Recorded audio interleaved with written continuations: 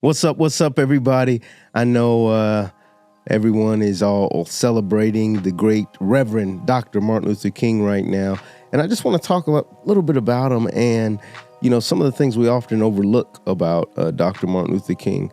And I think these things will help us, especially in this new year. Think about how we want to learn from our past, understand where we're at presently, and think about how it can help us in our future.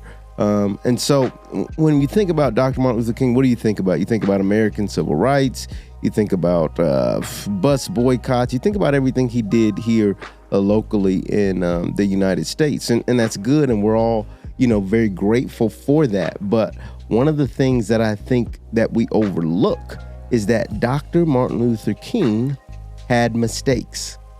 Yes, Dr. Martin Luther King, this great man, he made mistakes. There are accusations, there are theories, there are gossip around things that he did that, weren't 100% stellar or above board.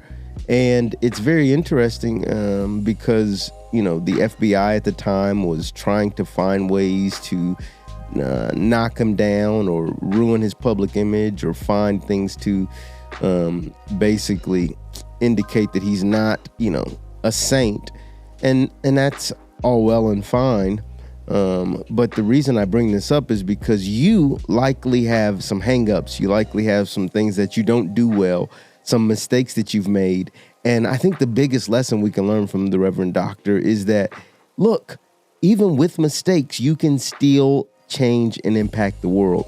Don't let your mistakes hold you back from doing amazing things, from being magnificent in the areas where you are strong.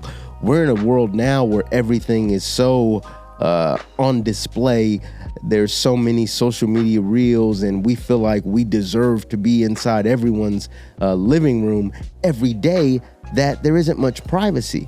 And so the beauty about living in the 1960s or coming of age during that time is that there still was a level of privacy. And this private individual, the Reverend Dr. Martin Luther King, had issues. He had hangups. He had mistakes. He had marital things he had to work through. He had personal vices that he had to work through. There's a picture, I think, of him in the Atlanta Hartsfield International Airport where there's a cigarette in his hand. And I remember the first time I saw that picture, I was like, wow, the most important, impactful human, Black African-American that has probably ever walked the earth had a vice of smoking cigarettes. And you think about that like, oh my gosh, this guy wasn't perfect, but he was still impactful. And so that's the message I want to get to you. You don't have to be perfect to be impactful. You don't have to be perfect to be impactful.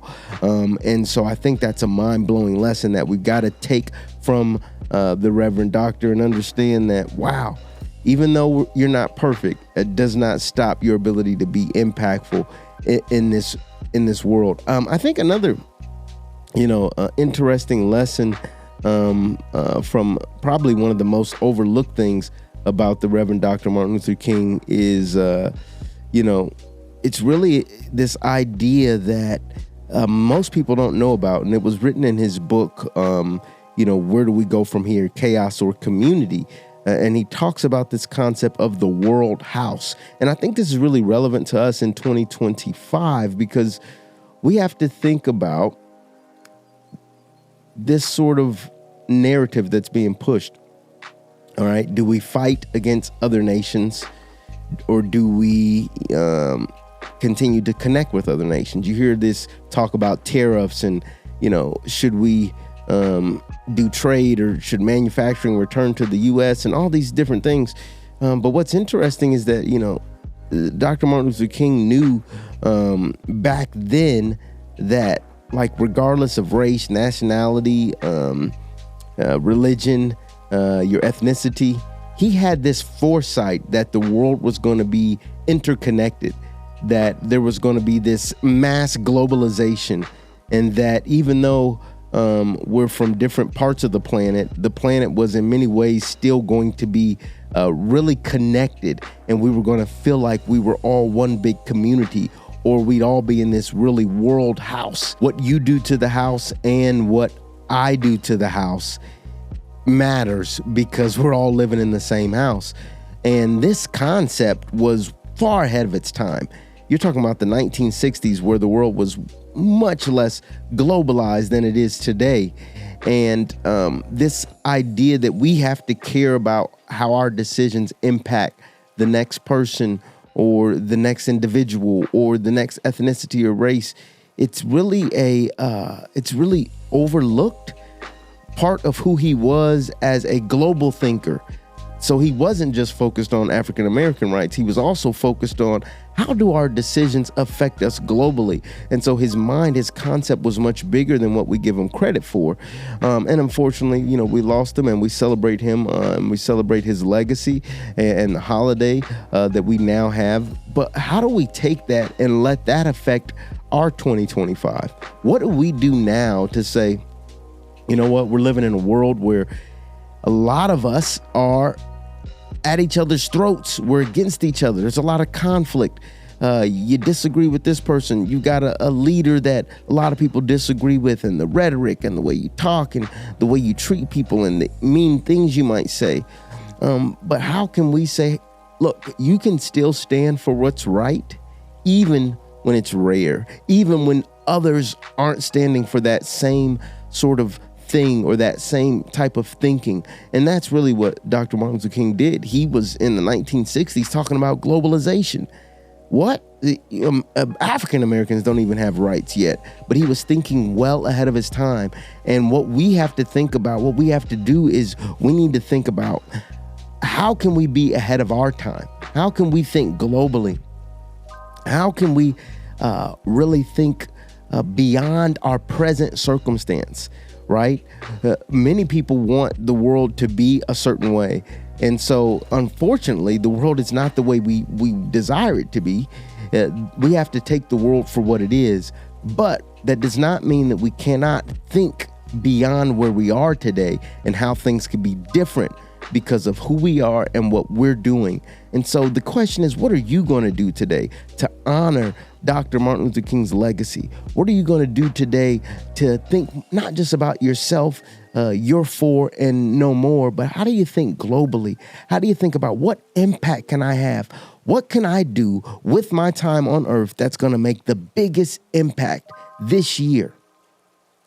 That's the way you take a year, you take the time you have on earth, and you try to maximize it. So I challenge you today. What are you going to do this year that thinks far ahead of your time, that thinks far beyond your present circumstances, and says, how might I honor Dr. Martin Luther King's legacy with the decisions I make today, that in spite of my imperfections, in spite of my hangups, in spite of the things I don't do well, how can I still have impact, not only for my present day, but for the future, something that will far outlive me?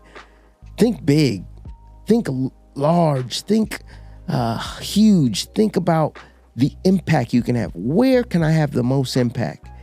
That might be a good question you ask yourself when you think about 2025 and what you want to do with your time this year.